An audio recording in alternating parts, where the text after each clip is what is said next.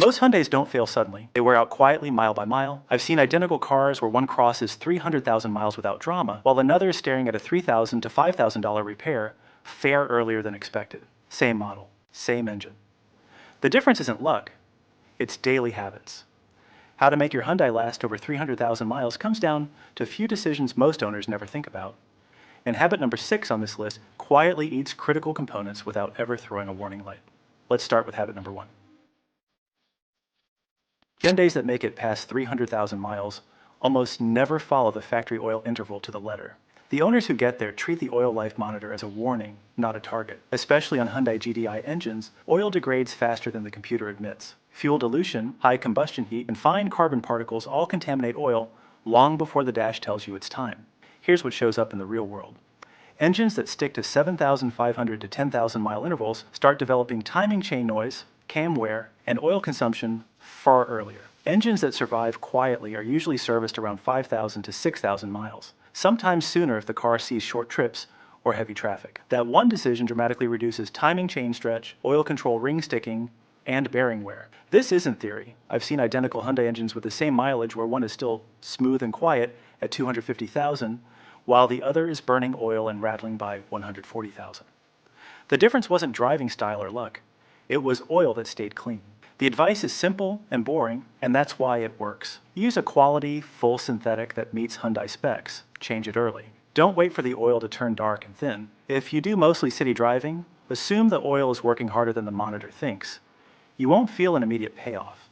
The engine won't suddenly feel faster or smoother. But years later, when compression is still strong and oil consumption hasn't crept up, that's where this habit quietly pays for itself.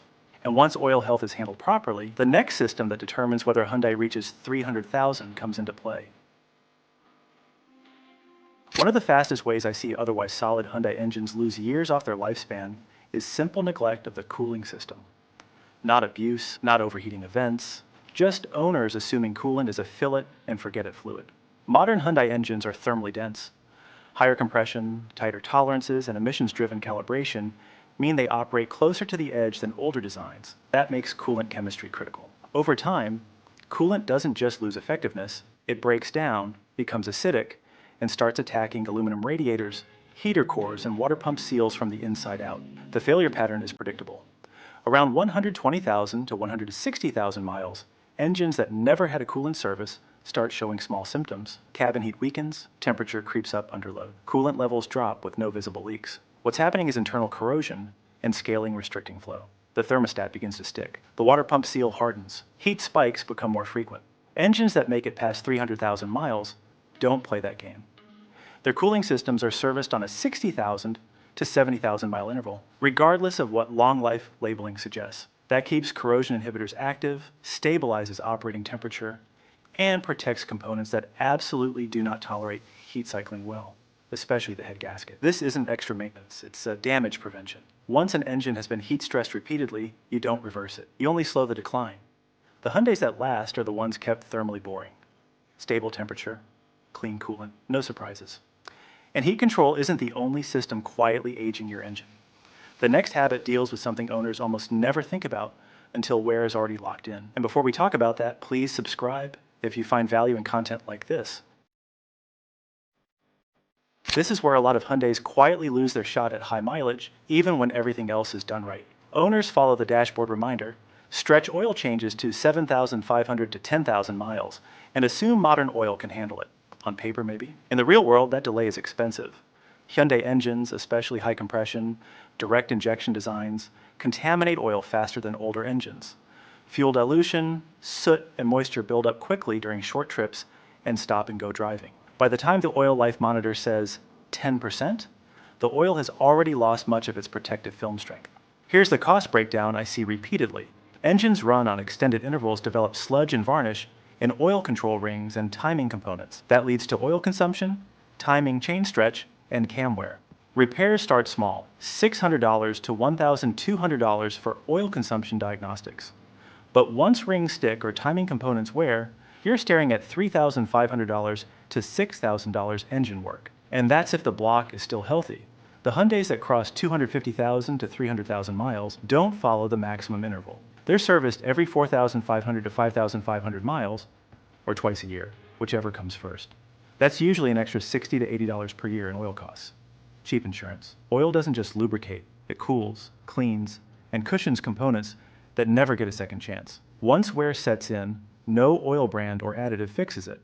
Keep the oil clean, and internal parts stay boring. Let it degrade, and everything downstream gets expensive. And oil isn't the only fluid that quietly teaches your drivetrain bad habits. The next habit deals with a system that's learning from you, sometimes in the worst possible way.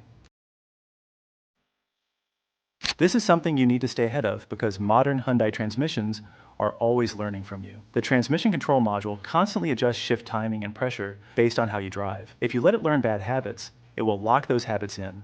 And that's how perfectly good transmissions feel worn out by 150,000 miles instead of shifting clean past 300,000. What causes problems is predictable. Heavy stop-and-go traffic, aggressive throttle followed by hard braking, mixed drivers, and endless short trips. All of that teaches the transmission to shift harshly and hunt between gears. That creates extra heat, and heat is what destroys fluid, glazes clutch packs, and wears valve bodies unevenly. So here's what you should do. If shifts start to feel rough or inconsistent, reset the adaptive learning, either with a scan tool or during a professional transmission service. After that reset, drive calmly for the next 50 to 100 miles. Smooth throttle, consistent braking, no forcing downshifts. That's how you teach the transmission clean, low-stress behavior again. You should also ignore the idea of lifetime fluid. Transmissions that actually last get fresh fluid every 45,000 to 60,000 miles. Clean fluid reduces heat, improves clutch engagement, and gives the adaptive system accurate data to work with. Skipping this is how owners end up paying $1,200 to $2,000 for valve body work or $4,000 to $6,000 for a rebuild that could have been avoided. High-mileage Hyundais don't shift perfectly by accident. They're driven in a way that keeps adaptive logic stable and fluid temperatures under control. And while the transmission is learning from you every mile, there's another system that suffers when heat and short trips are ignored, and that's where the next habit comes in. This is one of the biggest reasons Hyundais that seem fine suddenly become expensive. Heat plus short trips quietly destroy components long before anything fails outright. You don't hear it, you don't feel it, but the wear adds up fast. Short trips are brutal on engines. When you drive less than 10 to 15 minutes, oil rarely reaches full operating temperature. Fuel dilution builds up, moisture stays trapped. That contaminated oil circulates through timing chains, cam phasers, and bearings. Over time, it accelerates wear that no warning light will catch. I've seen timing system repairs show up at 140,000 miles, purely because the car lived on short hops. Heat compounds this. Hot climates, traffic, and aggressive driving push oil and coolant past their comfort zone. Hyundai engines that last don't run hot constantly. Owners who ignore cooling system maintenance often face $900 to $1,500 radiator or water pump repairs, and much worse if overheating goes unnoticed. So here's what you should do. At least once a week, take the car on a 20 to 30 minute drive at steady speed. That burns off moisture, stabilizes oil chemistry, and protects internal parts. You should also service the cooling system proactively.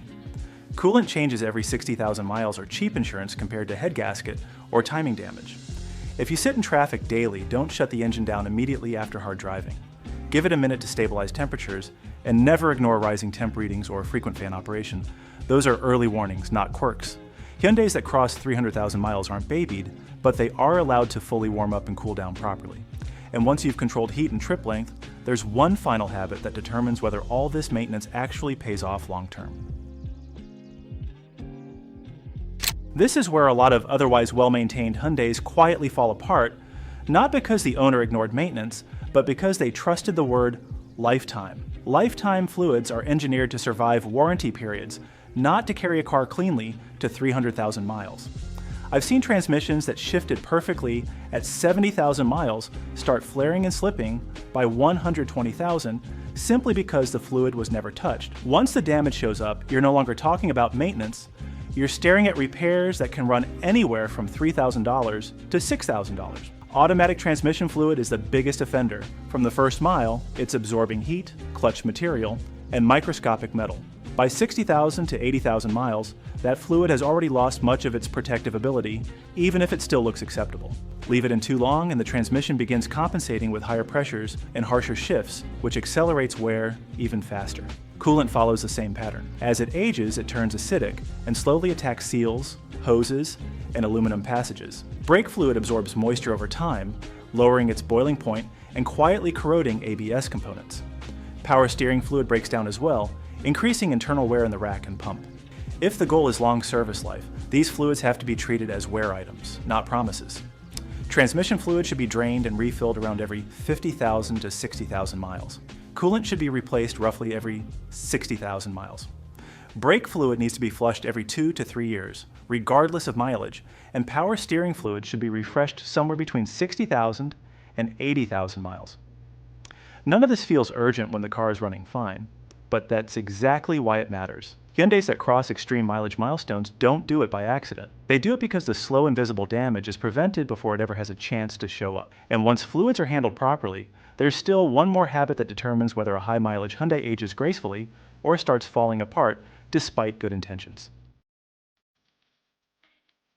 One of the fastest ways I've seen Hyundai engines age prematurely is constant low RPM lugging, especially in modern vehicles tuned for fuel economy. On paper, short shifting and cruising at the lowest possible RPM sounds efficient. In real mechanical terms, it's the opposite. Lugging forces the engine to produce high load when oil flow, combustion stability, and crankshaft speed are working against it. Here's what actually happens.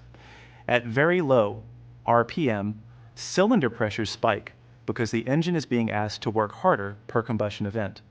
That extra load gets transmitted directly into rod bearings, main bearings, piston rings, and timing components. At the same time, oil pump speed is lower, so lubrication margins are thinner.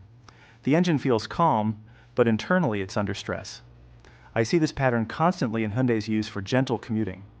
Owners think they're being kind by letting the transmission grab the highest gear as early as possible. Over 150,000 to 200,000 miles, that habit contributes to bearing wear, timing noise, and oil consumption issues that never show up suddenly, only gradually.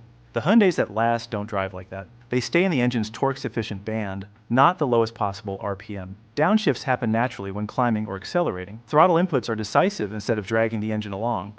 That keeps combustion stable and oil pressure healthy. You should let the engine rev where it's designed to work. That doesn't mean driving aggressively. It means avoiding lazy throttle at 1,200 to 1,500 RPM under load and letting the drivetrain operate smoothly instead of strained. This one habit alone reduces long-term wear more than most owners realize. And once you stop forcing the engine to fight itself, the next habit determines whether the rest of the drivetrain keeps up just as reliably. So if you want your Hyundai to still be running strong years from now, subscribe now. These habits save real money long-term. Drop a comment with your model and mileage, because the next breakdown might be exactly what your car needs.